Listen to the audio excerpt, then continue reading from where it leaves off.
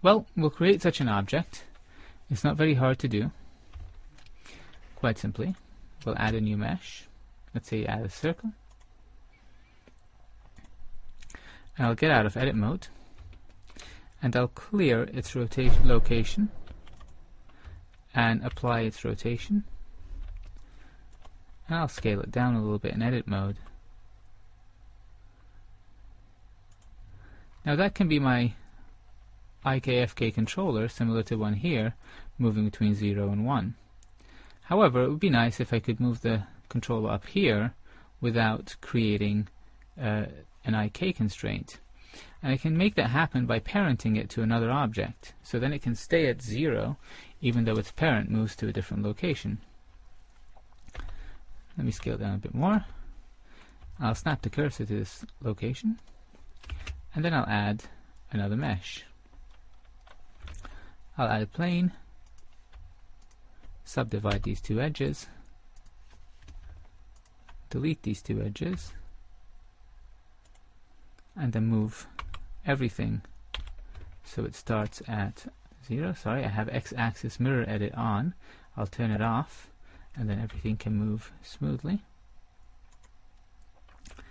And then I'll scale it relative to the cursor, and I'll scale it down in this axis as well. And all that was done in edit mode, so its location and rotation are on change in object mode.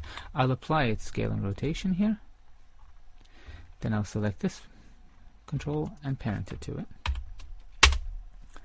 Now I can select the parent and move it wherever I want. And if I open an N key panel, you can see that the location of the child is still at 0, 0. Now let's name things something nice. I'll name the circle ikfk.l. I'll name this ikfk base.l. Now we'll go ahead and add those drivers.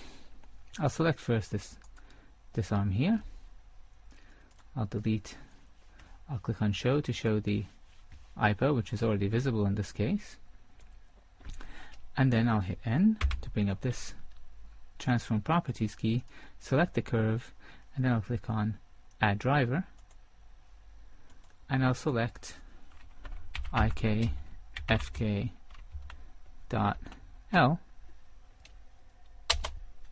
as the target. It's already using the X location, which is actually what I want in this case. Now I can hover my mouse over here somewhere, click I, and insert a default one-to-one mapping. Now the mapping isn't quite right because I don't really need the IK constraint to go into the negative or infinity at the end. So I can simply change the extend mode of the curve to constant instead of extrapolation. I'll make it linear in interpolation because that'll make it more intuitive that, for instance, halfway is half IK, half FK, and 3/4 is 3/4, and so on. I'll name this curve something nice like IKFK switch.l. That'll make it nice and easy to find that curve in a list later on.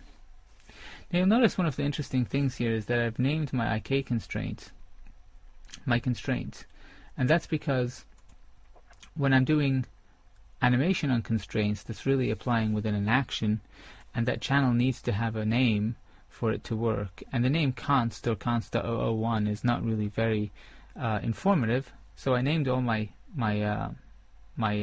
constraints in advance to some suitable names like ikbicep.l, ikforearm.l, and ikhand.l, which is actually a copy rotation constraint. So now, how about getting this constraint working in all the other parts of the chain? That's actually pretty simple.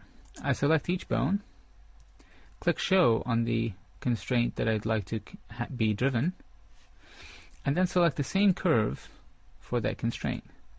And now it's being driven by the same object in the same way.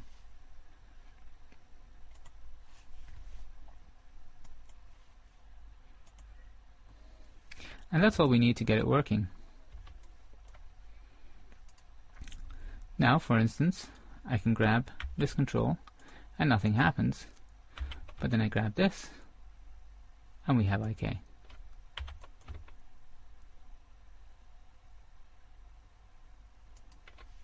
Furthermore, to make life simpler, I can lock down unneeded transformations of this control.